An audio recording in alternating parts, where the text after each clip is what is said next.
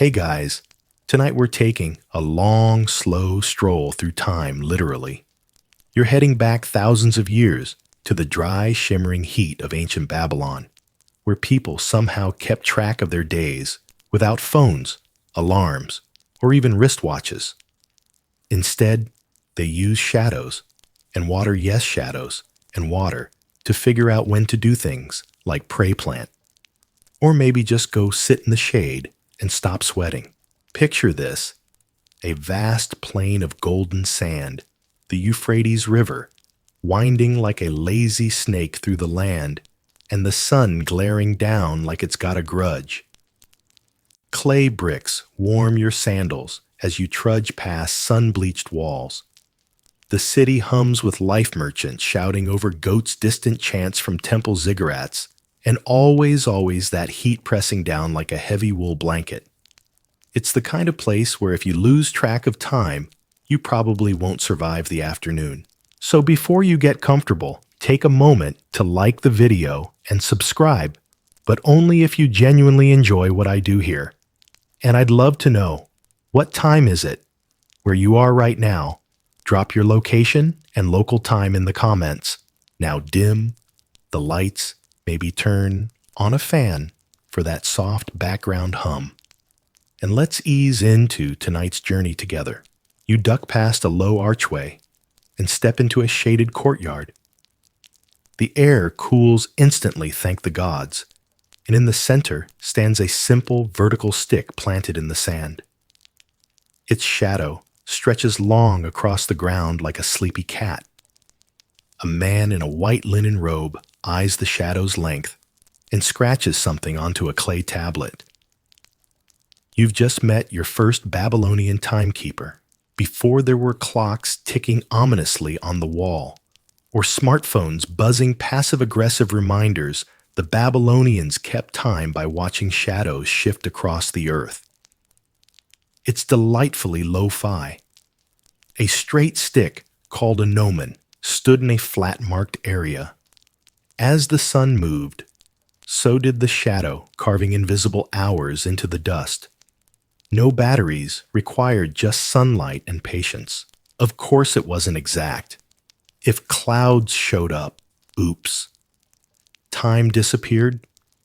If the stick was crooked, say goodbye to your harvest schedule. But it worked well enough for the Babylonians to structure their surprisingly complex lives, trading, worshiping, and even keeping appointments with kings. Imagine showing up late and blaming the shadow. Sorry, Your Majesty, my stick lied. You continue walking the rhythm of your sandals, syncing with distant drums. Babylon wasn't just a desert outpost. It was a sprawling city with palaces, gardens, maybe even those hanging ones, and serious time anxiety. Why? Because timing things just right, when to plant, when to pray, when to offer sacrifices, was believed to keep the universe from falling apart. No pressure. The sun beats down, but the city flows on. You pass a group of priests in tall headdresses murmuring over a bowl of water. Not just for drinking, it's another timekeeper. The water clock, or clepsydra, was a clay vessel with a small hole that let water drip slowly out or in, depending on the version. Time passed with each drop. Peaceful, methodical. Kind of like that one meditation app minus the subscription fee. These clocks were used indoors, in temples and courtrooms, where the sun couldn't reach. That way, even on cloudy days, or dusty ones, which were basically all the days, you could still keep track of time. Of course, there's some debate among historians about how accurate these devices were. Some say they were incredibly precise, with calibrated inflow rates and marks on the inside. Others think it was more like, close enough time to feed the goats. The priest taps the side of the vessel, listening to the rhythm of drops. You watch, slightly hypnotized, as each drip hits the water below with a gentle plink.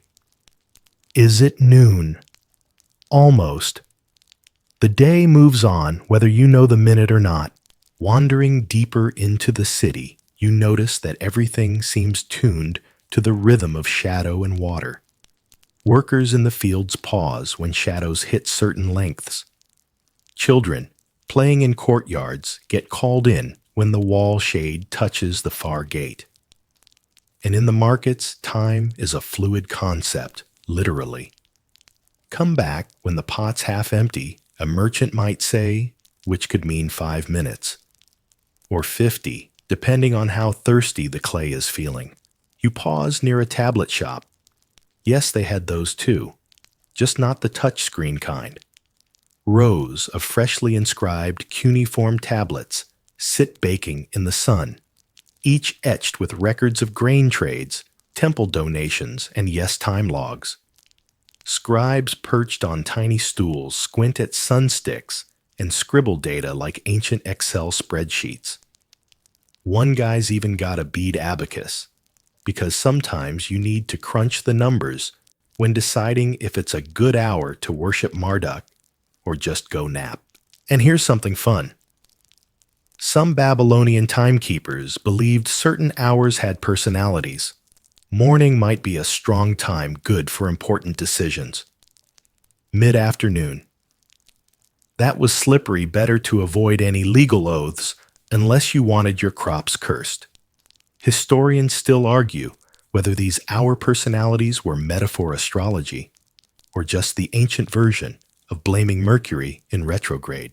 As the day leans into golden hour, the shadow from your old friend, the stick, is now short and wide. A young boy scoops sand around its base to reset the area for tomorrow, drawing careful lines with a flat stick. This gnomon isn't just a tool. It's part of the community's daily ritual, like brushing your teeth or doom-scrolling Twitter, but something nags at you. Time here feels different, not rushed, not crammed full of tasks. It flows like the water in the clay bowl. Sure, they had appointments and harvests and sacrifices to time just right, but they also seem to understand that the day will happen regardless of how many alarms you set. That's oddly comforting. As the stars begin to peek through the purple dusk, you stretch out on a clay bench and listen to the final drops of a clepsydra plink into silence. The sky above you swirls with ancient constellations, the same ones your calendar app barely acknowledges. Somewhere nearby, a temple bell rings, not with digital precision, but because someone looked at a shadow and thought, yep, that feels like the right time. You wake to the low hum of morning insects and the slow spread of pale light across the clay walls. Time here, in Babylon, doesn't blare at you from a bedside alarm.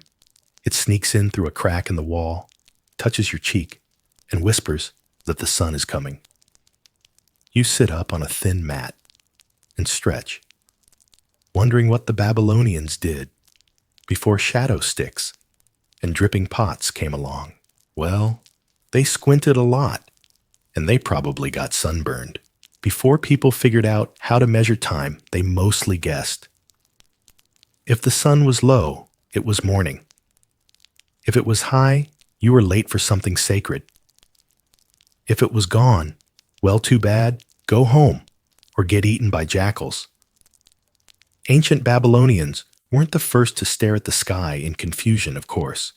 Humans have been puzzled by the sun since they first realized it wasn't just a giant flaming ball that happened to rise and fall for their dramatic benefit, but Babylon, fertile, rich, and painfully hot. Babylon was one of the first places where people got systematic about it. They needed to. Living in a place where summer feels like you're baking inside a brick oven with no timer means timing isn't just convenience, it's survival. You don't want to be caught tending crops at noon unless your dream is to become a human raisin. So before all the fancy gnomons and clepsydras, there was the sun, and people watched it obsessively. Farmers, priests, traders, even kids selling goat cheese in the streets. Everyone developed a kind of instinctive sense of when the sun reached certain points in the sky. People became walking, squinting sundials. If you didn't know how to read the shadows, you were probably bad at your job, and possibly at staying alive. And when people began to notice patterns, longer shadows in the morning and evening, shorter ones around noon, they began drawing little marks in the dust, setting up stones, and creating routines based around when light fell just so. Was it scientific? Not really. Was it clever? Absolutely. You walk past a field. Now the barley tips still silver with dew, and spot a man standing perfectly still. At his feet, a woven basket and a small dog twitching in its sleep. The man is staring at his shadow, calculating whether it's time to start the day's work. He scratches his head, mutters something about half-foot length, and gets moving. His dog reluctantly follows tail, wagging like a lazy pendulum. This shadow method isn't just guesswork, it's evolving. Eventually, these folks place marked stones in specific spots, watching where shadows touch them over the days and weeks. Some used walls. Others used trees. One eccentric potter reportedly used the nose of a very still donkey. Historians still argue whether that's an exaggeration or a weirdly accurate record. Either way, it's a strong image. As you stroll through a neighborhood courtyard, a group of children plays a hopping game using shadow lines. Each line marks a time of day 1. For chores, 1 for prayers, 1 for snack. Breaks the most sacred of intervals. You smile. Even the kids are learning time the hard way by feeling it, watching it, and literally jumping through it. But shadow time had its limitations. What if the sun was hiding? What if clouds rolled in? Or the wind kicked up dust? Or the city had one of those surprise partial eclipses which terrified everyone and led to frantic goat sacrifices? Yes, those happened. No, the goats were not thrilled. So what did people do? Before consistent time tools, they listened. Not to clocks, but to the world. The heat the bird calls the sound of distant bells or horns from the temple. Timing was communal, intuitive. You didn't need to know exactly when it was. You just needed to know when everyone thought it was. If the baker was out putting dough in the kiln, it was probably mid-morning. If the temple drums started up, evening was approaching. This created a kind of social rhythm, one that flowed more than ticked. There was room for variation. For forgiveness. If you arrived a little after the shadow hit the gate, no one yelled. There was no stopwatch to judge you, just maybe a sigh and a warm clay cup of date wine while you waited for the next mark. One fringe belief tucked deep in the clay records suggests that some people thought shadows had spirits, that each shadow was a kind of twin, and if you stared at yours too long, it might start to tell you secrets. Creepy, sure. But when your whole understanding of time comes from watching shadows, you might start to get attached. You stop at a small shrine where a priestess sprinkles water onto a smooth slab of stone, murmuring a blessing as she watches the sun reflect in the pooling drops. No clocks, no devices, just sunlight, stone, and intuition. It's strangely calming. Still, the Babylonians wanted more. Guessing time, based on where the sun hits your favorite goat, is charming, but not great for coordinating sacrifices, legal decisions, or that all-important grain inventory. So they moved forward, developing more accurate tools, finding better ways to track the passage of hours. But before we get there, take a moment to appreciate how insane it is that people built entire civilizations on basically just shadows and gut feelings. It worked. Somehow. They aligned temples, planted crops, and scheduled rituals based on nothing more than what the sky told them. There's something magical, and maybe even a little enviable about that kind of connection to the natural rhythm. Because while modern life is ruled by blinking digits and obnoxious alerts here in ancient Babylon, time doesn't scream. It whispers. It stretches. It bakes slowly under the sun. And if you listen carefully to the silence between the sounds, to the weight of a shadow moving across your skin, you just might catch it as it slips by. The heat hits you again the moment you leave the shade. It's not quite noon yet, but the sun is already in full dramatic mode, casting sharp, unforgiving light that makes every pebble shimmer and every brick glare with purpose. You pull your robe a little tighter and head toward a curious sight in the middle of a dusty plaza, a single towering stone rising vertically from the ground like some defiant middle finger to the sky. This, you realize, is an obelisk. Not the giant, hieroglyph-covered Egyptian kind, but the Babylonian version, sturdier, humbler, and surprisingly useful. You're looking at a shadow clock, one of humanity's earliest answers to the question, what time is it? And can I nap yet? The shadow clock, or sundial's ancestor, is basically just a tall, straight pole or pillar that casts a shadow on a marked surface. Sounds simple, right? But the brilliance is in the details. The Babylonians didn't just stick a pole in the dirt and call it a day. They figured out that the shadow's position changed predictably with the sun's arc. And if you track those shadow lengths, day after day, year after year, you could begin to divide daylight into chunks. Presto, the birth of time segments. Now let's get this straight. These weren't hours as we know them. Babylonian time was flexible. Summer days were divided differently from winter ones. Hours weren't fixed. They stretched and shrank depending on the season, like elastic jeans after a feast. Historians still argue whether they divided days into 12 equal parts, regardless of sunlight, or into 12 daylight-based units that adjusted with the sun. It's a hot debate in a very niche corner of academia, but hey, someone's got to care. You stand near the shadow line, etched into a flat slab beneath the pillar. As the sun climbs higher, the shadow shortens smooth, almost imperceptibly. It's kind of mesmerizing. You can see why the Babylonians began associating certain shadow lengths with routine tasks, morning prayers, midday, rest, evening offerings. The obelisk didn't just measure time, it structured it. Imagine relying on this every single day. Want to know when to visit the temple?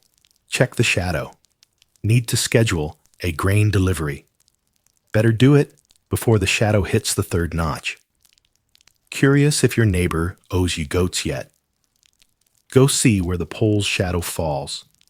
It was timekeeping, but it was also storytelling, your entire day mapped by a line that moved with the sun's slow yawn across the sky. You smirk, thinking about how far we've come. Now we have watches that vibrate on our wrists and apps that track every second of our lives. But somehow, a tall stick and a few scratch marks feel more honest. No ads, no updates, just sunlight and stone. A group of apprentices walks by, pointing at the shadow and debating whether it's time for lunch or just time to pretend it is. One of them nudges another and mutters something about the sleepy hour. Apparently, in Babylonian culture, the hour when the shadow was shortest, when the sun was at its zenith, was also the most dreaded. Not just because of the heat, but because it was considered a dangerous time spiritually. Spirits of disorder, heat stroke, and poor decision-making were believed to roam freely. To combat this, some temples rang bells. Others scheduled offerings to appease cranky gods. And some folks just didn't do anything at all. They stayed indoors, closed their eyes, and waited for the shadow to grow long again, like a protective blanket stretching back over the earth.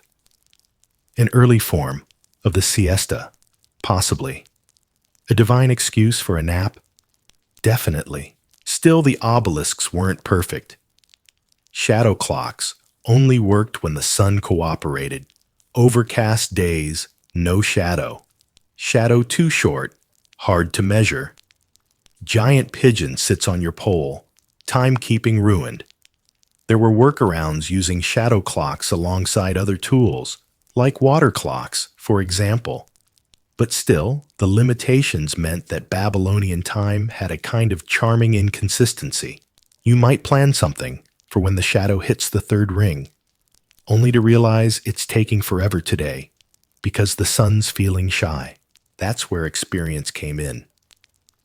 Temple scribes and priests became master readers of shadows. They knew how the sun behaved in different seasons, how shadow lengths correlated to different months.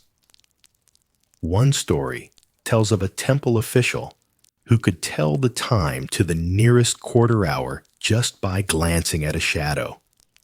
The man was basically a human Rolex with a beard. As you lean against the edge of the plaza, a clay tablet catches your eye. It's propped on a stand covered in neat cuneiform rows. You squint.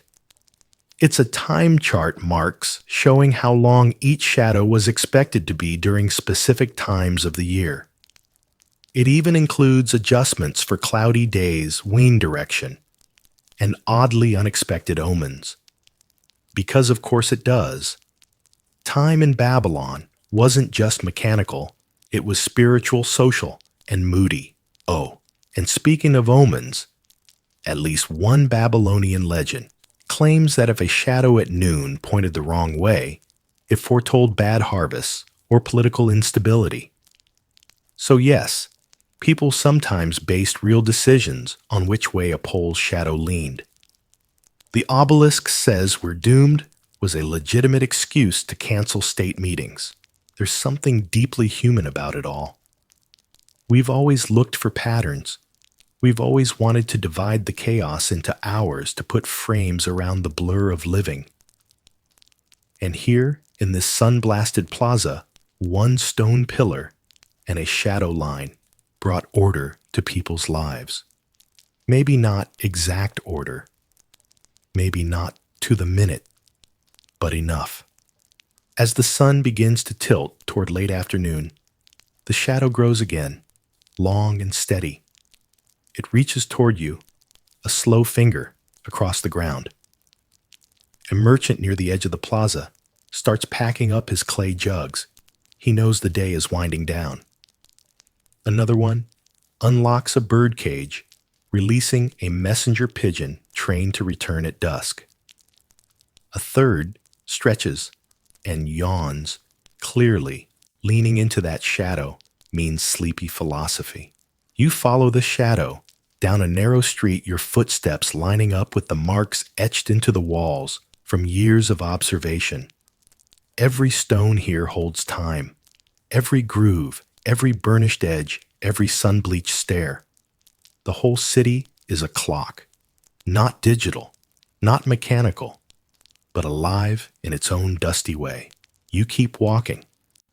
The narrow street coils through the heart of Babylon like a baked noodle, and soon the alleys begin to widen. The scent of bread and fried onions fades, replaced by the sharper tang of mineral-rich water, dry mud, and worn rope.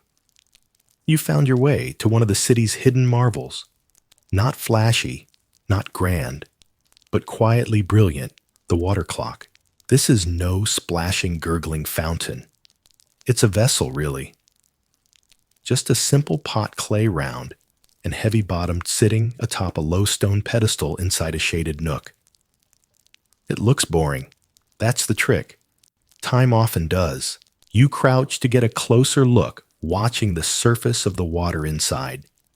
It's eerily still, like it's holding its breath. Then from a tiny hole near the base, a steady drip, drip drip begins. Welcome to the Clepsydra, the water thief. The Babylonians may not have named it that themselves, but the Greeks who borrowed and improved on the idea later certainly did. And it's not a bad name, really.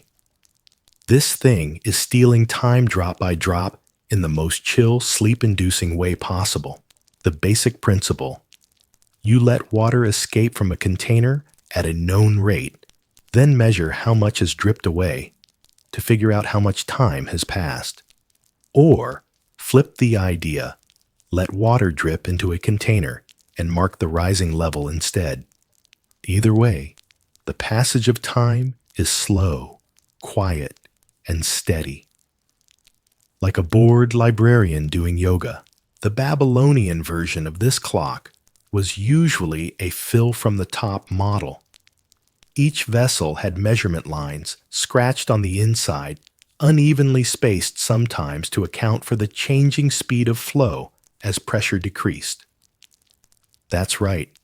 They adjusted for water physics thousands of years ago, without calculus, without beakers, and definitely without lab goggles. Now, this isn't a stopwatch. It's more like a soft nudge. The priest tending this water clock isn't counting seconds, he's estimating prayer intervals. How long should the offering burn? How many verses of the sacred hymns should they chant before ringing the bell? Drip, drip. Oh, that many. Time here isn't precision, it's rhythm. But let's be honest, it wasn't perfect. Water evaporated in the heat. Sometimes the pot cracked. Occasionally a bird would drink from it mid-count, and boom, your whole schedule's off because a parrot got thirsty. Historians still argue whether Babylonians used these clocks mostly indoors to preserve accuracy or out in the open during rituals for theatrical flair. The truth is probably both, depending on who was in charge, how hot the day was, and whether anyone had time to argue with the temple supervisor. You notice now that several of these pots are lined up in a row, each a slightly different size. One has little animal symbols scratched near the marks. A lion at the top, a goat in the middle, a frog at the bottom. Cute, sure, but possibly also symbolic. Each level might represent a tier of ritual time. The frog's the starter tier. You've got time for basic stuff. The goat. You're deep in it now. The lion. Let's just say if the water hits that you'd better be burning something serious. Scholars have even suggested, though, it's debated, of course, that these markings could reflect a connection between measured time and celestial omens. As the water rose, the symbolism grew more intense, indicating that longer durations were more spiritually significant. It's possible that a full vessel was used for divination, with the final drip marking a point of sacred transition. Or, maybe someone just liked frogs. You look around and see a young apprentice scribe recording the start and stop levels of the clock. He's using a stylus and clay tablet, glancing between the water and his inscriptions with exaggerated focus. He drops the stylus once panics picks it up again. Maybe he's new. Or maybe he knows how important this is. Water clocks weren't just for religion. They had practical uses too. Judges might use them to time legal testimonies. Traders could time the length of negotiations. If you ran out of water before settling on a fair price, tough luck. You'd better like bartering under pressure. A quirky tidbit that crops up in some fringe interpretations: water clocks were occasionally tied to music. Not like Babylonian disco, though now you're picturing that and it's hilarious, but temple music. Chant leaders might have used the drip rhythm to pace sacred hymns or ritual recitations, like the world's slowest metronome. There's even a theory that some larger clepsydras were paired with tubes or reeds to gurgle musically as they drained. Historians still argue whether this was real or just ancient ASMR fan fiction. You dip your fingers into one of the clock vessels. The water is warm, almost comforting, a reminder that even in the most arid, sun-scoured environment, people found a way to make time flow, literally. Behind you, someone clears their throat. A high priest steps forward, robes swishing like parchment in the breeze. He's inspecting the water levels, nodding to himself, making notes in his own tablet. A ritual's about to begin. A bell rings softly, and acolytes shuffle in with bundles of herbs and small jars of oil. The priest lifts his hand. The room hushes. He lowers it slowly as the water climbs past a frog and approaches the goat. A hymn begins, low rhythmic and full of strange vowels. You close your eyes. The drips sync with the chant. The air smells of burned myrrh and old stone. Time is passing, but it's not rushing. It's drifting, and that's the secret of the clepsydra. It doesn't demand attention. It doesn't blink or buzz or scream that you're late. It simply flows. You don't conquer it. You move with it. Eventually, the ritual ends. The water has nearly reached the lion, and the priest lets out a breath like he's been holding it for an hour. He nods once, and everyone bows. Time well spent. As you leave the shrine, the stone feels cooler under your sandals. You realize you haven't heard a single harsh sound in hours. Just water whispers, and the occasional goat somewhere in the distance. Timekeeping by shadow was about tracking the sun's command over Earth. But water clocks, they were about watching the Earth give back. A slow, subtle surrender of moments. A ritual of rhythm, not measurement. Drip, drip, drip. You walk on. Your sandals crunch lightly over the baked clay path as you leave the hushed serenity of the water clock chamber behind. The sun has begun its slow descent, and the light has taken on a softer, more amber hue, perfect for a sleepy stroll through the deeper veins of ancient Babylon. You pass a row of mud brick homes, each with their reed mats and clay jugs cooling in the shade. Someone's cooking lentils nearby, and it smells oddly comforting. But you're not here for dinner. You find yourself drifting toward one of the more peculiar aspects of Babylonian timekeeping, not tools or instruments, but a philosophy. A cosmic overlay, if you will. You see, the Babylonians didn't just count time. They read it like a text written across the sky. In their favorite book, the stars. Babylonians were obsessed with the heavens, which makes sense when you live in a flat landscape with zero mountains to block your view of the sky. It was basically nature's widescreen TV, and they tuned in every night with no remote needed. They observed planets, tracked star paths, and divided the night sky into zones, what you'd eventually come to know as zodiac signs. So yes, in a way, you're walking among the people who gave birth to your awkward daily horoscope app notifications. Tonight, as twilight begins to settle, you spot a small crowd gathering in an open courtyard. There's a long bench carved from stone, a set of rising steps that form a makeshift platform, and dead center, a reclining figure pointing skyward. He's not asleep, though he looks like he could be. He's a tupsharu, or temple astronomer scribe. Part priest, part nerd, all business. He's tracking the heliacal rising of a star when it first becomes visible just before dawn after hiding behind the sun for weeks. For Babylonians, these events weren't just pretty lights. They were clocks. celestial timestamps. When a particular star emerged, it marked a season change, a festival, a royal duty, or a good time to plant barley. Historians still argue whether these celestial observations were truly scientific or more steeped in omen reading. But let's be honest, it was both. Science and superstition held hands here, probably shared a date or two. You tilt your head to see what the scribe sees. The stars are just beginning to prick through the deepening blue, and with them, a hush seems to fall across the courtyard. There's something sacred about it. Not solemn exactly, just very, very old.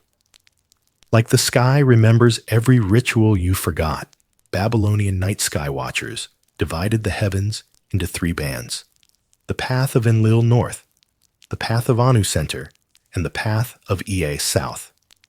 Each zone corresponded to specific deities and carried different cosmic vibes. A star appearing in Enlil's path might signal favor for a king. One falling in E's path, maybe time to avoid boats, or mothers-in-law. The priest beside you is holding a thin stick, not for pointing, but for measuring angles. You notice little notches scratched along its length. That's a gnomon, an ancient tool for tracking the stars' positions relative to the horizon. When paired with a bit of geometry and a whole lot of guesswork, it could tell you the time of night within reason. Just don't try using it after 2 beers. Now here's the quirky part. Timekeeping by stars wasn't just about nighttime. Many festivals, especially agricultural ones, were pegged to stellar events that happened in the pre-dawn sky. So priests would rise painfully early, picture bleary-eyed astronomers in robes clutching their styluses like coffee cups, to record when a particular star reappeared. And if the weather didn't cooperate too cloudy, try again tomorrow. Or just pretend you saw it and hope the gods weren't watching. Some records even suggest that Babylonian scholars cataloged star positions with remarkable consistency over centuries. They made star charts real ones, etched into clay tablets, with precise placement of constellations. And get this, one of the most famous tablets, the Muld Apen, includes lists of rising and setting times for stars throughout the year.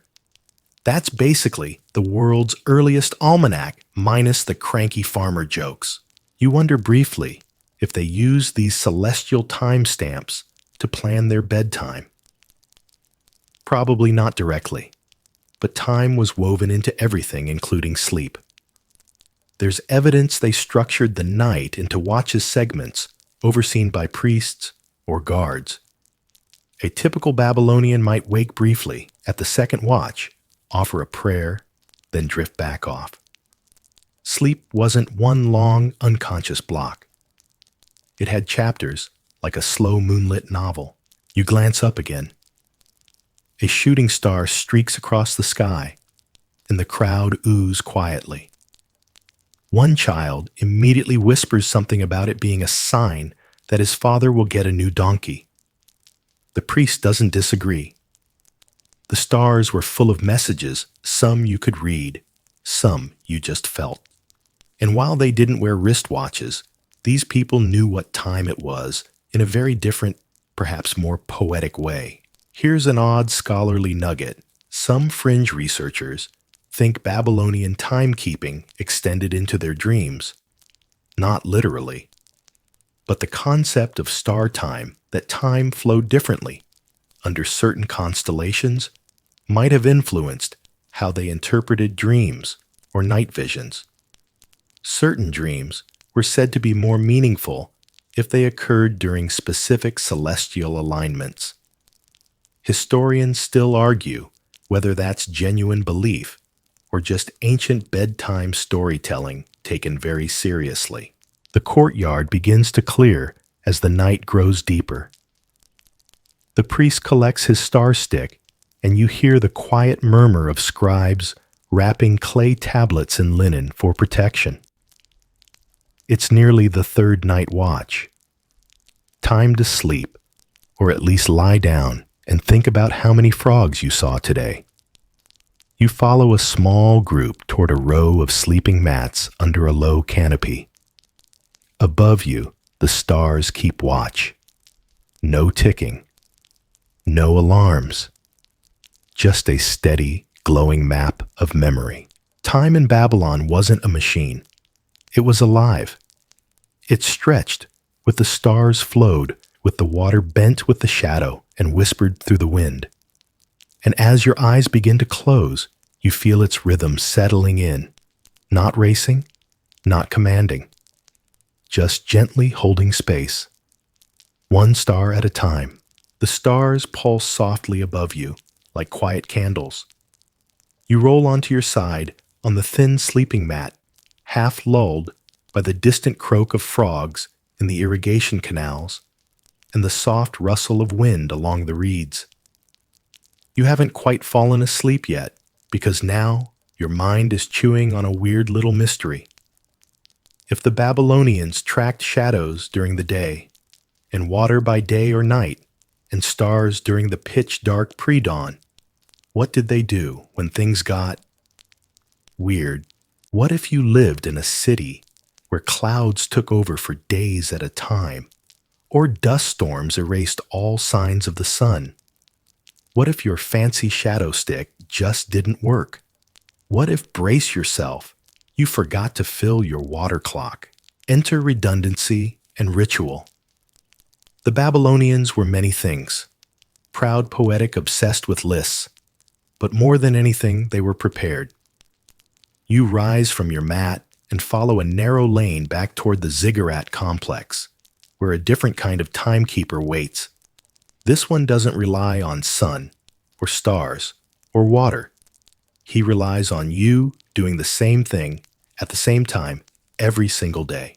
This is the world of ritual timekeeping, a system less about instruments and more about strict sequences. Priests didn't need clocks because they became clocks. Each action, each chant, each movement followed a memorized script that, when performed correctly, took precisely the right amount of time. Wake at dawn. Recite the morning hymn. The hymn takes 10 minutes. After that, light the incense. Let it burn through. Prepare the altar. Consult the day's omen tablet. Next priest steps in. Repeat, repeat, repeat. You arrive just in time to see one such ritual beginning. A priest in long white linen lowers a smoking censer while muttering something in Sumerian accented Akkadian. You don't understand the words, but you don't really need to. It's about the rhythm, the tone, the vibe. His assistant lays out tiny tokens on a polished slab animal bones, carved beads, a blackened fish jaw that, frankly, you'd rather not know the story behind. Each item is placed precisely, and each placement is timed by, well, the previous placement. If you're starting to feel like you're stuck in an ancient version of Simon Says, that's kind of the point. One mainstream historical fact. Babylonian temple rituals often ran on fixed daily cycles, especially in the Esagila, the grand temple of Marduk. Morning, midday, and evening were all marked by designated rituals like divine office hours, but with way more fire and less complaining about email. Each segment was a form of timekeeping in itself. If you were late to one, you threw off the whole sacred timeline. You don't want to be the guy responsible for delaying a blessing because you overslept. Historians still argue whether these rituals were timed by external instruments like water clocks sitting in temple niches, or if the body memory of generations of priests kept time internally. Did they count under their breath? Use the pacing of a chant? Or was it more like muscle memory, just knowing when to move because your grandpa did it that way? And his grandpa before him, the mystery remains. Now, for a wonderfully quirky tidbit, some rituals used to mark the hours included ritual feasting. Imagine this. Instead of looking at your wristwatch, you're served a tiny honey cake. That means it's mid-morning. Later, a sip of date beer. Definitely mid-afternoon. Your stomach basically becomes a sundial. There are even temple tablets listing food offerings with time indicators, suggesting not just when to eat, but when the gods might enjoy a little snack. Divine brunch, anyone. You sit now beside one of the lesser priests, an older man whose head gleams in the torchlight. He's chewing something, a clove or a bitter root, and watching the proceedings with sleepy detachment. You ask softly how they know when the day begins. He smiles with only half his mouth and says, "When the rooster forgets to crow, we still start with smoke." It's a good line. It means they don't rely solely on nature. Ritual is its own clock. It's a loop you live inside rather than something you chase. And there's something deeply comforting about that, especially when everything else is uncertain. The Nile floods unpredictably. The sky clouds over your neighbor's goat keeps escaping. It's a balm to have something steady. You glance at a tablet nearby. It's not about time per se, but it tells a story, a sequence. A myth that's always told in the same way, with pauses that align to dramatic beats. And here's the thing. Storytelling was also a form of timekeeping. Not formal, not scientific, but social. Telling a tale by firelight took about as long as a shadow moved 1 degree. A temple hymn's duration could map to a known stretch of sand through a clepsydra. Time wasn't separate from activity. It was the activity. A more fringe idea floats around in your memory. Some scholars think that lullabies sung to infants had embedded time cues, that mothers would sing rhythms aligning with day parts, subtly training children's bodies to sense time internally. Historians still argue whether this was deliberate social programming or just ancient moms doing their best not to lose their minds. The ritual ends with a soft clang of bronze. You notice the priest barely moves. He simply tilts his head at the sound like a trained owl. The assistant moves on cue, collecting items, extinguishing incense, folding linen. Everyone disperses in practiced silence. No one needs to be told what's next. They just know. You walk back out into the open air. The clouds have moved in now, swallowing the stars. There's no moonlight, no fire nearby, no clock ticking. And yet you know what time it is. It's exactly that moment when rituals pause, when city noise fades to a murmur, and even time itself seems to nap. You sit on a step and let your breathing match the gentle rhythm of the air. You've now seen shadows mark the sunwater, mimic its rhythm, and stars map the cosmic story. But ritual, that's the heartbeat. No batteries needed. Eventually, a temple bell rings again. Low, 3 tones. It doesn't tell you the hour. It tells you the moment. The one right now. And that's enough. A soft drizzle begins to fall, rare, but not impossible here. You lift your hand to catch a few of the droplets as they tap down like little lazy percussionists on the clay street. The rain makes everything smell more earthy, like soaked reeds and sun-warmed dust. You walk slowly, treading through the puddles, your pace syncing with the occasional drip from an overhanging roof tile.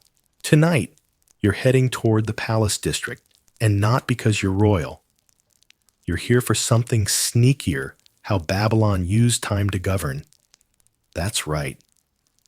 You're about to discover that time wasn't just a priestly obsession, it was power. And those in charge knew exactly how to wield it. It starts subtly. You reach the outer court of the palace complex, and see scribes sitting beneath awnings, their styluses clicking against clay. Rows of tablets sit drying on racks, each one a data point, a timestamp, a record. Births, land sales tax receipts, debt repayments. Everything here is tied to time. You peek at one tablet and see the date scratched across the top. It reads something like, in the 7th year of King Ammisaduqa, month of the barley harvest, day 12. Babylon didn't use numbered years like we do. Time was tethered to kings. Which means, plot twist, when a king died, the calendar basically got wiped and restarted. Sorry if your birthday was the week before. You'll need to re-celebrate under the new guy. This is your mainstream historical fact. Babylonian record-keeping was deeply time-based, with every legal and financial transaction carefully dated by regnal years and lunar months. Imagine if you had to say in the 3rd year of Beyoncé's reign instead of 2025. Actually, not the worst system. Here's where things get controlling. Kings issued year names based on significant events. So, 1 year might be the year King Nabonidus restored the Moon Temple, and the next, the year the Elamites were thoroughly embarrassed. These weren't just labels, they were curated propaganda.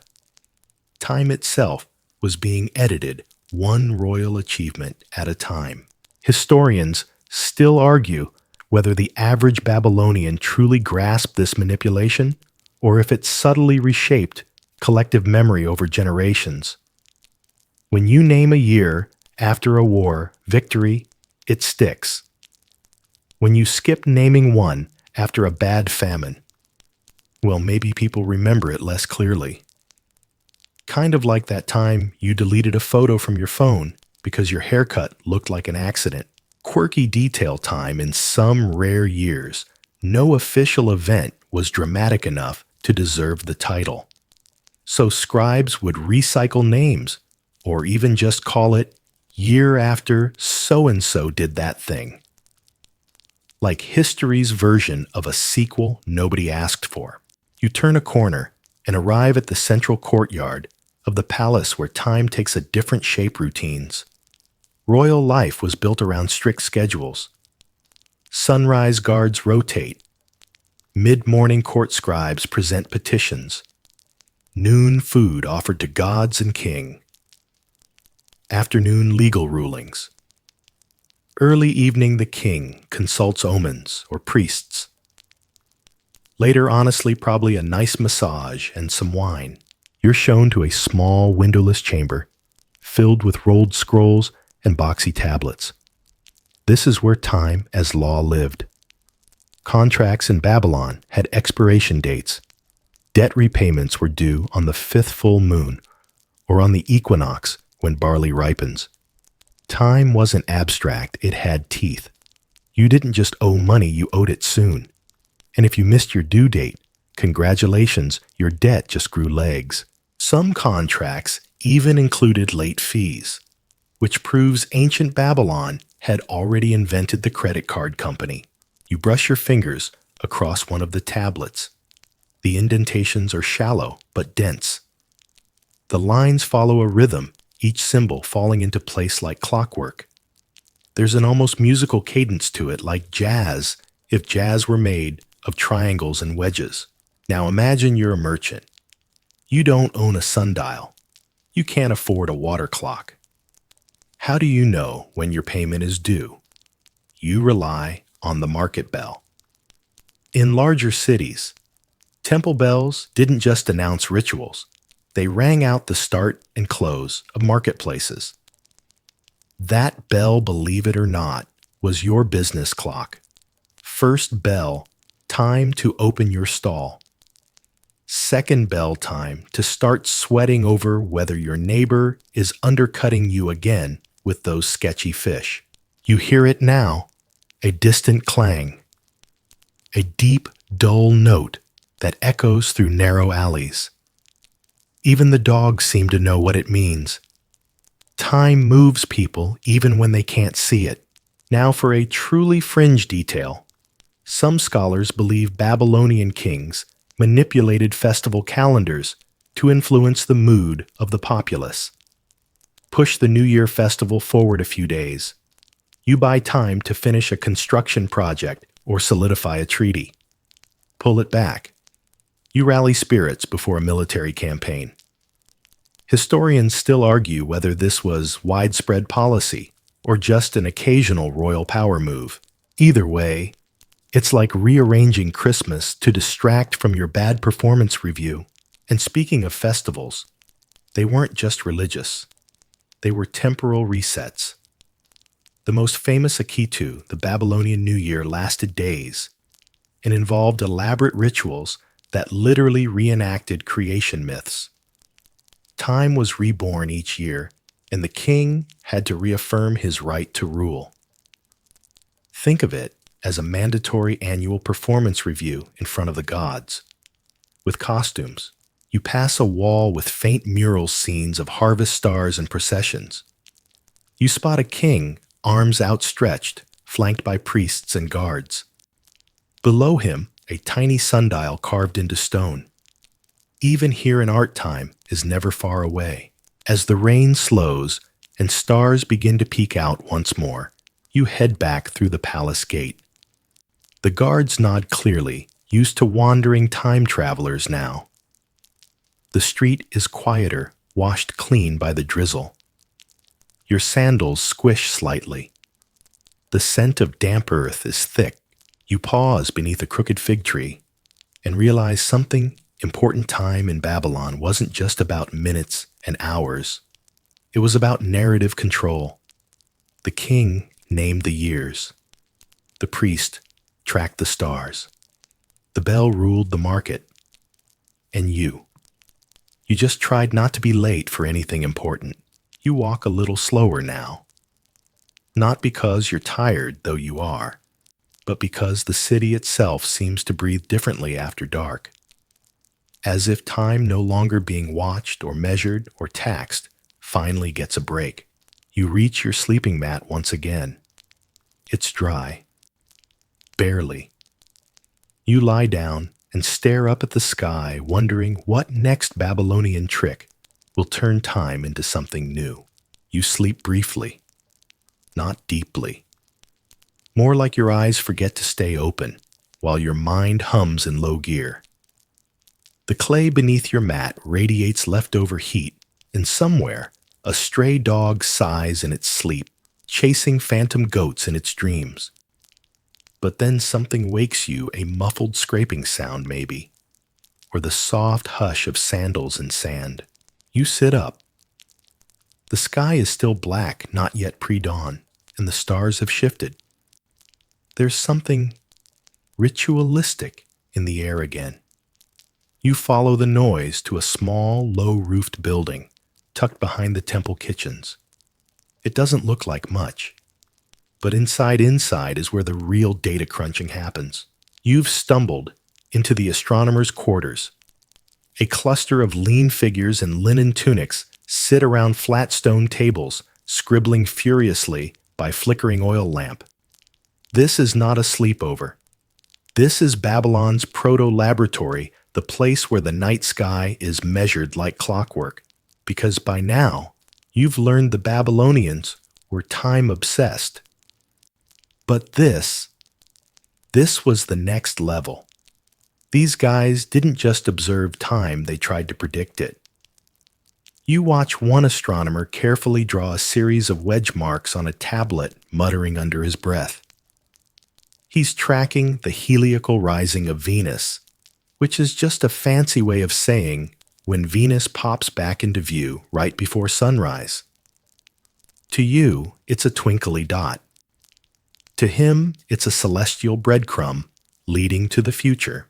Here's your mainstream historical fact.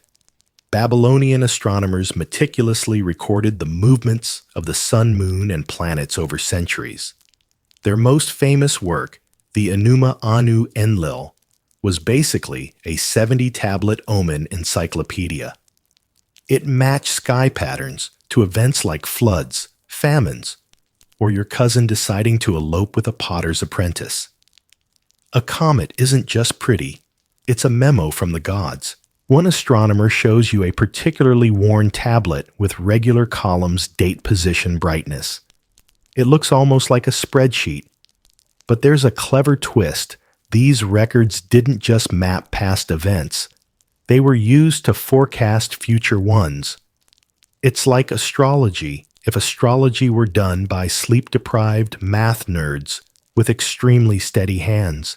Now, for a quirky little side note, these astronomers probably used a system of time intervals we'd now call time parts, dividing the day not into hours, but into units based on how long it took a star to cross a certain point in the sky.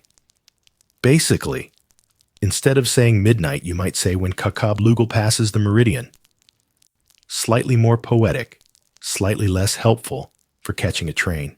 Historians still argue whether these astronomers were strictly observational, just measuring, or whether they developed true mathematical models for predicting planetary motion.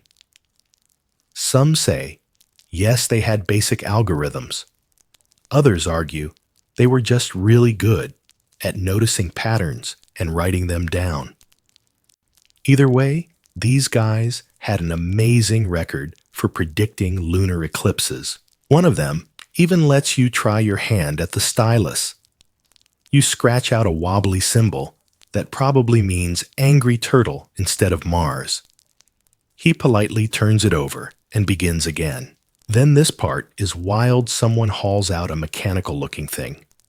It's not a clock exactly, but it is a form of calculating device. A primitive geared instrument maybe for determining eclipse cycles. Scholars still debate whether such devices existed this early in Babylon or were later Greek adaptations. But just imagine an ancient time guessing machine. Babylonian Excel. You step back and take it in. The room, the oil smoke, the constellations overhead. This is where scientific time began. Not time you felt or prayed about, but time you could test. Repeat. Adjust. You picture someone 2,000 years later peering through a telescope and muttering the same numbers. The math never sleeps. And yet, despite all the charts and scribbles and scratch clay, these astronomers weren't cold logic machines. No, they were dreamers. When they looked at the sky, they saw not just stars, but stories. The god Nergal wandering, or Ishtar in mourning, or a celestial lion on the prowl. You glance up. The stars do look like they're in motion now. The slow, majestic turning of the heavens, like some enormous clock, too vast for any tower. The astronomers yawn. Even science has its bedtime. One of them tosses you a crumb of dried fig. You chew slowly, the sweetness mixing with the lamp smoke on your tongue.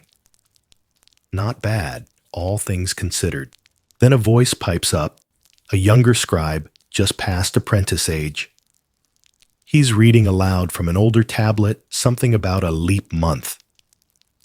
Turns out, Babylon didn't mess around when their calendar got out of sync with the solar year. Instead of letting their holidays drift into summer, like some modern calendars looking at you Easter, they just insert an extra month. Boom. Calendar fixed. Here's your fringe tidbit. One text suggests that the decision to add a leap month sometimes depended on how successful the harvest was, or whether omens were favorable. So yeah, even the calendar could be spiritually flexible. Sorry, no February this year. The barley was moody. Historians still argue whether the leap months were added on a strict rule-based cycle, like every third year or more intuitively. It seems to have varied depending on how lazy or politically ambitious the priests were feeling that year. Eventually, the astronomers begin to pack up. Tablets are stacked neatly. lamps snuffed. One man stretches his back and mutters about needing more sleep. You step outside with them, and the sky is already starting to shift from indigo to pale lavender. Dawn isn't here yet, but it's coming. You feel it in your bones. That sleepy tug in the air, that hush just before the birds start screaming at the sky like they own it. You walk back towards your mat, mind buzzing with ephemerides and eclipse cycles. You've now seen Babylonian time as shadow water ritual law and star. You've watched it govern kingdoms and guide farmers. But here, in the astronomer's den, time was something else entirely. It was a puzzle, one you could almost solve, and even as your eyelids grow heavy again, part of you wonders what you'll see next. Maybe a device, maybe a festival, maybe something stranger, but that's for later. You wake to the sound of merchants arguing over the price of onions, not loudly, more like irritated pigeons disagreeing politely. It's morning truly this time, and the sky has gone pale gold, casting long, sleepy shadows over the clay streets. You stretch arms, wide joints, popping like underused doors, and sit up slowly. Your mind still whirs from the night's journey through star charts and prophetic tablets.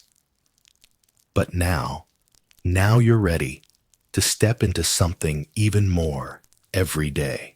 You're heading to the heart of Babylon's daytime rhythm, the marketplace. The moment your foot hits the stone path leading to the bazaar, you feel it that strange tempo again. A kind of choreography where everything and everyone seems governed by unseen beats.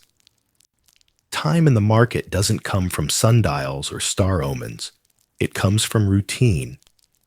This is social time, rhythmic time, the kind you feel in your bones, not your brain. The scent hits you first grilled flatbread, dried dates something spicy and vaguely alarming. People move like schools of fish through stalls draped in faded fabrics.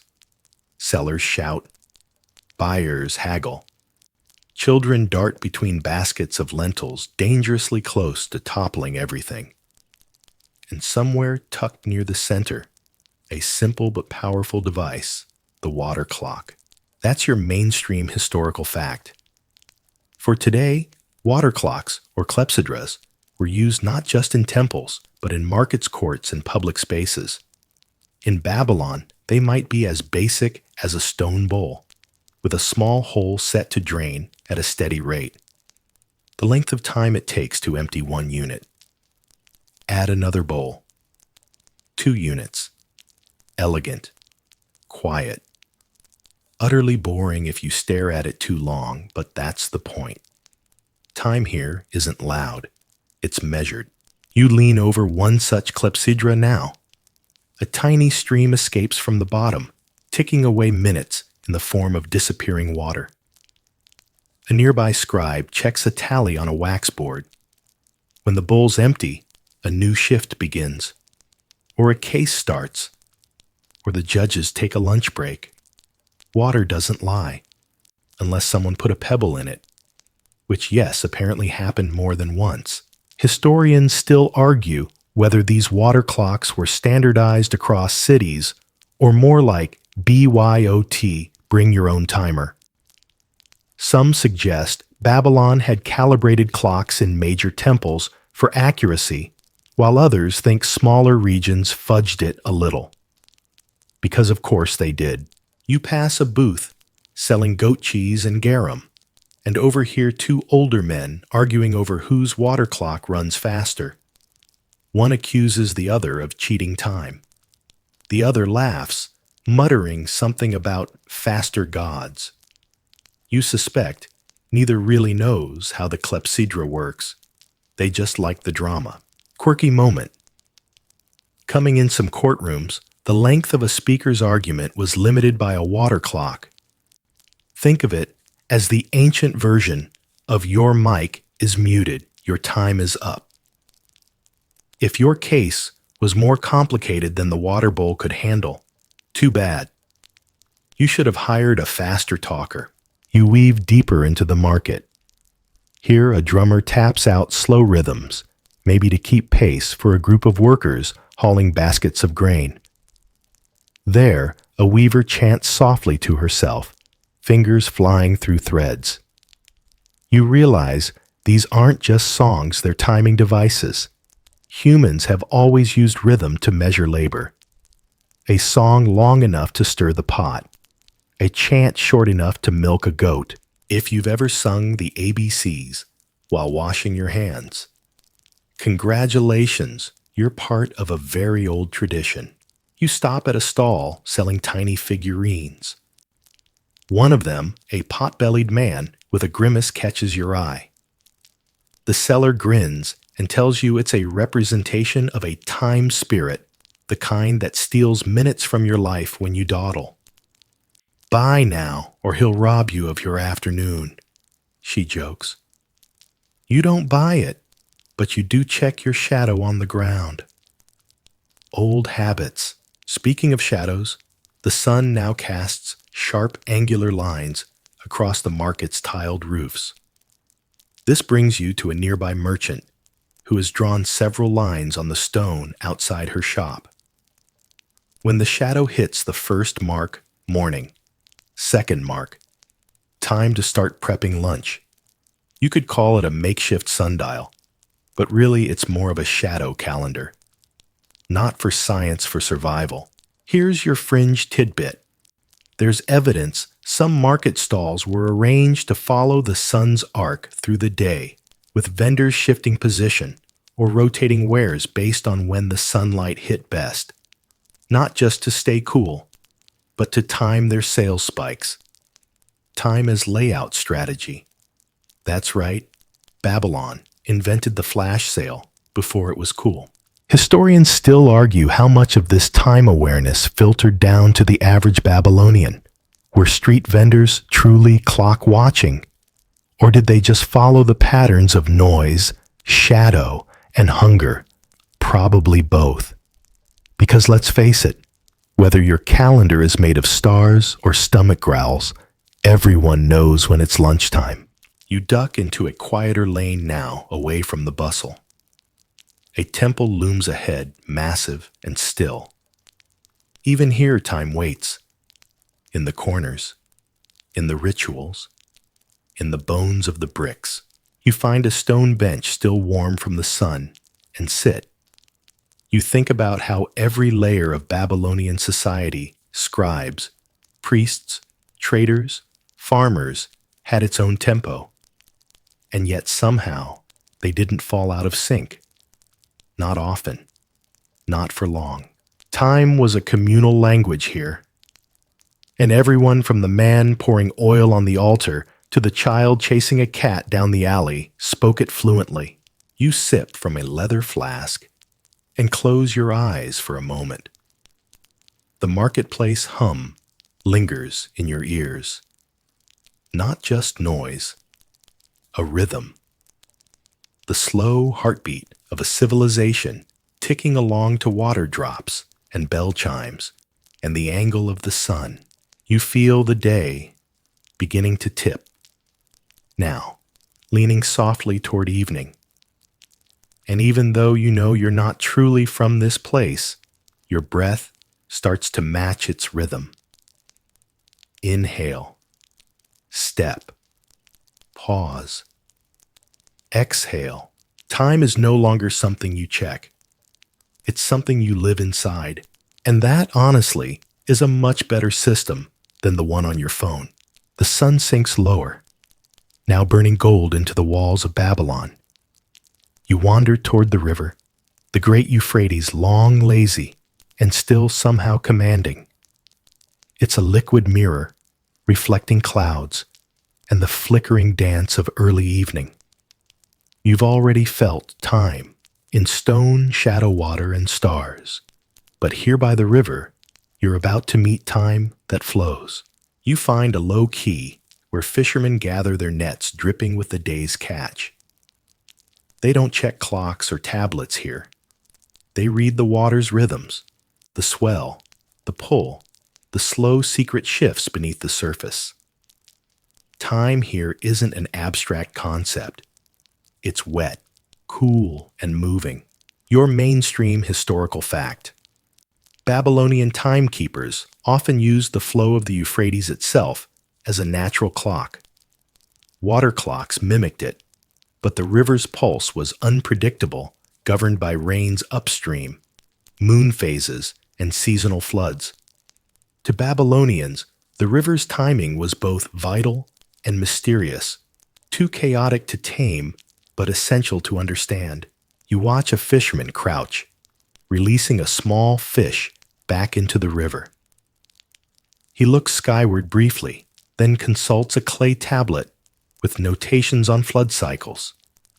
It's all connected, sky-water earth time. You wonder how many generations have done this dance, watching the river and waiting. Here's a quirky detail. Babylonians believed that river flooding was a physical manifestation of the god Enki's moods. If the river rose early or late, it might be a divine warning or blessing. Timing a flood wasn't just about agriculture, it was about interpreting divine signals. They even used river gauges marked on stone pillars to track water levels. Early versions of hydrology and timekeeping combined. Historians still debate how accurate Babylonian flood predictions were. Some evidence suggests they had surprisingly sophisticated seasonal calendars that helped anticipate the floods, while others argue these were more hopeful guesses tied to religious ritual than hard science. Nearby, you spot a group of women filling large clay jars. They move with practiced efficiency, singing low rhythmic songs, timing their work to the ebb and flow of the water around them. You can almost feel the pulse of the Euphrates in their voices. As dusk settles, you notice the river begins to glow faintly, a subtle phosphorescence, or just the trick of fading light. The stars from last night's astronomer gathering wink faintly above. It's a reminder that the celestial and the earthly cycles are entwined. You sit on the quay's edge legs, dangling, and dip your fingers into the water. It's cool and moving, slipping away even as you hold it. Time in the river feels like sand in your palm, always shifting, never still. You recall the water clock's quiet tick from the market. Here, time flows, with no hands or wedges, no markings on tablets. It is the river itself, unpredictable, relentless, alive. You breathe in the scent of wet earthfish and the distant smoke of cooking fires. Around you, Babylon shifts from day into night, as constant and changeable as the river. In this moment, you feel the river's time inside yourself. Not the clock time or star time or shadow time, but the deep, flowing pulse of life itself. And somehow that feels like the oldest, truest way to measure a day. Night descends gently now, like a whispered secret folding over the city.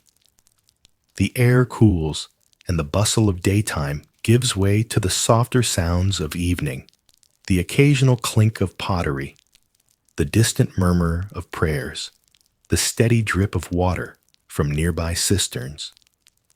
You wander away from the river quay and into the quiet neighborhood lanes, where the faint glow of oil lamps flickers behind wooden shutters. Here, time takes on a different shape. It is slower, more reflective, measured not by shadow or water, but by ritual and routine. The rhythms of daily life give way to the pulse of religious observance, and the city breathes in a sacred cadence. You find yourself near a modest temple dedicated to Nana, the moon god, whose silver light is now rising in the sky.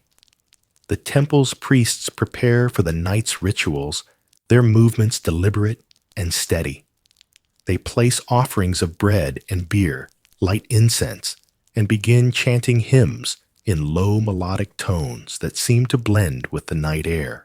Your mainstream fact Babylonians used lunar cycles as a primary method for measuring months.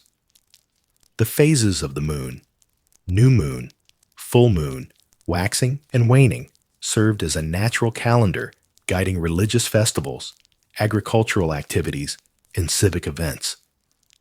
The lunar calendar was central to their sense of time, intertwining the celestial with the sacred. One of the priests shows you a clay tablet inscribed with a lunar calendar, carefully noting the days of the month and the appropriate ceremonies.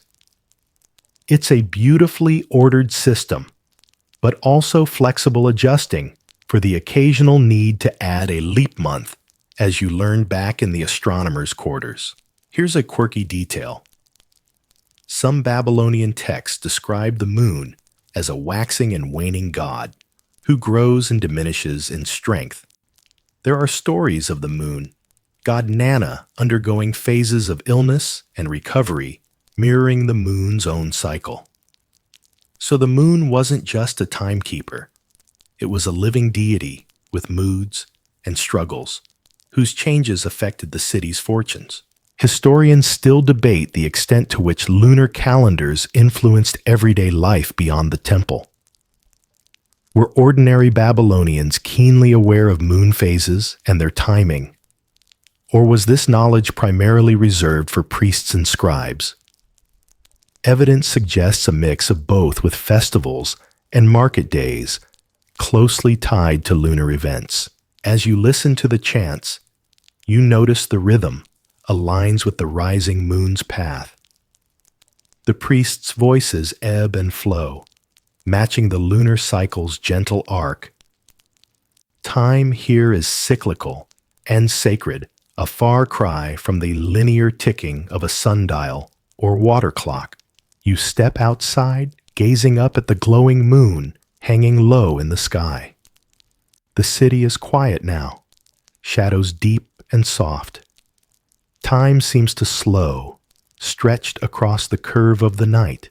The ritual continues unseen, but deeply felt, marking the passage of hours through prayer and presence. You feel the weight of centuries, the countless nights where Babylonians watched the same moon, measured the same phases, and whispered the same hymns. And as you settle onto a nearby bench, the cool night air wrapping around you like a blanket, you realize that time is not just what is counted. It is what is experienced in every chant, every breath, every silver beam across the dark. The moon, now high, its silver light, dusting the city like a soft hush. You walk through Babylon's quieter quarters. The streets are no longer bustling, but instead filled with the muted chorus of footsteps, the occasional creak of wooden doors, and distant laughter spilling out from hearths. This is time measured by human cycles, sleep, rest, dreams. You pause near a small courtyard where a family gathers around a low fire. They share stories and food, their voices blending into the night's rhythm. You think about how time in Babylon wasn't only about the grand or the divine. It was lived in these intimate moments, shaped by the needs and habits of daily life. Here's a mainstream fact. Babylonians had a system of dividing the day into smaller units using double hours or other subdivisions for practical purposes. The exact length of these hours could vary seasonally depending on the length of daylight, which made their timekeeping quite flexible, an early form of seasonal hours. Quirky tidbit. Some scholars suggest Babylonians may have used musical rhythms and poetry to mark time during communal activities. Certain songs or recitations would last exactly 1 unit of time, serving as informal timers. So when a storyteller finished their tale, the evening's pace shifted naturally. Historians still argue whether these informal timing methods were widespread or limited to elite circles. Some think the common people relied more on natural cues, like hunger or darkness, while others propose that rhythmic arts helped synchronize social life. As you watch the family's shadows flicker against mud brick walls, you feel the pulse of social time, unwritten, unrecorded, but as real as any tablet or clock. The children's laughter peals out sharp and clear, marking a timeless moment of joy. You remember the shadow lines from the market, the flowing river, the moon's waxing glow, all threads weaving together into the tapestry of Babylon's lived time. Even the simplest evening here holds layers of timing, rituals of rest, moments of connection, pauses between day and night. You let your thoughts drift as the fire crackles softly, the scent of burning wood mixing with the cool night air. Time here feels like a gentle hum beneath all the noise, a slow, steady heartbeat reminding you that every day ends and every night brings new beginnings. You settle deeper into the quiet breathing, in the layered rhythms of this ancient city, feeling yourself fall into its soft, timeless embrace. The city is settled now into a deeper night. The stars above blink steadily distant and eternal, while down here Babylon hums softly in its sleep. You wander through empty streets, where the only sound is your footsteps echoing against the cool mud brick walls. Time here feels stretched, almost elastic, as if the city itself is breathing slowly, drifting between moments. You pause near a small shrine illuminated by the flicker of an oil lamp. The faint smell of frankincense lingers in the air, mingling with the earthiness of the nighttime breeze. You remember your journey through the temple earlier, the chants to Nana, the moon god, whose presence still seems to glow faintly on the horizon. Here's your mainstream fact for this quiet moment. Babylonian astronomers tracked not only the sun and moon, but also the 5 planets visible to the naked eye: Mercury, Venus, Mars, Jupiter, and Saturn. Their movements across the night sky were recorded with incredible precision on clay tablets, forming some of the earliest known planetary calendars. Quirky tidbit: some Babylonian star charts were arranged like giant cosmic puzzles, with gods and monsters mapped onto the constellations. They believed the stars told stories that could predict future events, like an ancient cosmic soap opera. They even imagined that the path of a planet through these starry characters could influence everyday life, from the success of a harvest to the outcome of a legal dispute. Historians still debate how literally these celestial stories were taken. Were they rigid prophecies or flexible myths open to interpretation? The evidence suggests a bit of both, part science, part storytelling, and a lot of human imagination. You look up at the stars again, tracing their paths, with your eyes feeling the weight of millennia above you. Time up here is measured not in hours or days, but in slow arcs and eternal cycles. You imagine Babylon's astrologers hunched over tablets by lamplight, calculating when Venus would reappear or when Jupiter would rise with the dawn. Their work was both painstaking and mystical, a blend of mathematics and faith. And even as you stand here, the stars whisper their ancient tales, unchanged and unhurried, reminding you that time is as much about stories as it is about clocks. You take a deep breath and let the quiet night wrap around you like a soft, endless blanket. Time, you realize, is many things: a measured drip of water, a shadow's slow crawl, the waxing of a moon, the flow of a river, and above all, a canvas for human wonder and imagination. The night deepens, and you find yourself wandering toward the edge of the city, where the lights dim and the noise fades into the soft murmur of insects and distant animals. The air here feels cooler, scented with wild herbs and damp earth. You pause under a great palm tree, its fronds rustling gently in the night breeze, and look up at the stars now scattered across the sky like ancient sparks. Time here feels vast and quiet, stretching beyond the city's walls and the daily hustle. You think back to the countless cycles that have passed, the rise and fall of empires, the ebb and flow of rivers, the silent march of stars overhead. Your mainstream, fact Babylonian astronomers use the stars not only for tracking time, but also for navigation and agricultural planning. By following the rising and setting of key stars and constellations, they could predict seasonal changes essential for planting and harvesting crops. This celestial timekeeping was crucial in a land so dependent on the Euphrates moods. A quirky detail emerges: some Babylonian star charts included mythical creatures said to guard the heavens, like the fearsome Mushushu dragon. These creatures weren't just decorative. They represented cosmic forces and were believed to influence earthly events. It's as if Babylon's sky was a celestial theater where gods, monsters, and humans all played parts in a grand time-bound drama. Historians still debate how much influence these myths had on practical astronomy. Were these stories tools for memorizing star positions, or did they reflect genuine religious belief? The answer likely lies somewhere in between, science and story intertwined. You reach into your pocket and pull out a small, smooth stone, a keepsake from your time wandering here. You hold it up, imagining it as a token passed down through generations, linking you to those who once looked skyward from this very spot.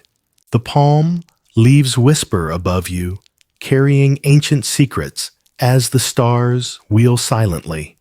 Time feels like a thread weaving through everything, connecting past to present Earth, to sky you, to Babylon.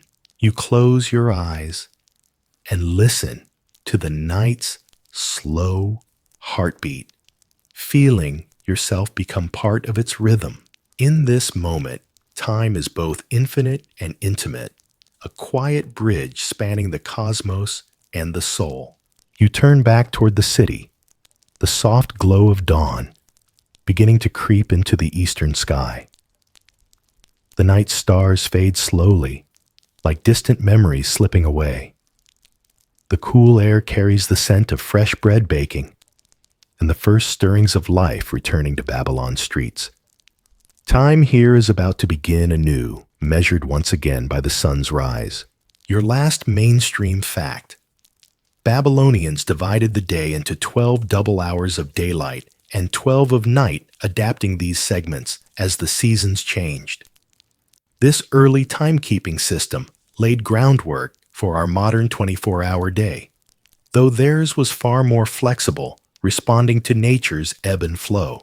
A quirky, parting thought: Babylonian scribes sometimes annotated their timekeeping tablets with amusing doodles or sarcastic comments, little ancient margin notes that show, even back then, people had a sense of humor about the endless march of hours. Imagine a scribe sighing, another hour of sun, really, as they etched the day's measurements. Historians still argue about how closely these early systems resembled our own sense of precise, fixed hours. Was Babylonian time a loose guideline for living, or a strict schedule to obey? Evidence points to a blend, a practical, adaptable system that balanced nature's variability with the human need to order life. You stroll through waking streets, watching merchants prepare their stalls, children running eagerly, and elders greeting the dawn with quiet prayers. Time feels layered here, both ancient and immediate, measured in shadows, water stars, and human breath. As the sun's first rays spill golden over the city, you breathe deeply, feeling the pulse of history and life intertwine. Time, you realize, is not just what we measure, it's what we live, feel, and imagine. Babylon's clocks may have been carved in stone and clay, but their true heartbeat was the people who counted the moments, waited for the floods, and watched the skies. With dawn comes a promise that time, though it slips away, always returns. You smile softly, ready to rest, carrying with you the quiet wisdom of ancient shadows and flowing waters. The night has led you gently through ancient days and quiet nights where time was a river, a shadow, a star, and a song.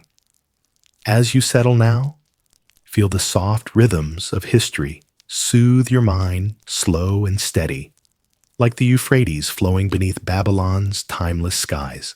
Let your breath lengthen your thoughts, drift lightly, and your body sink deep into calm.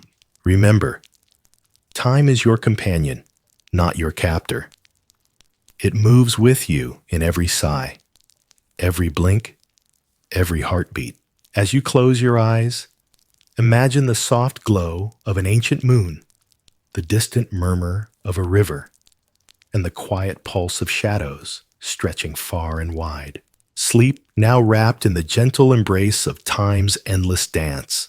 Good night,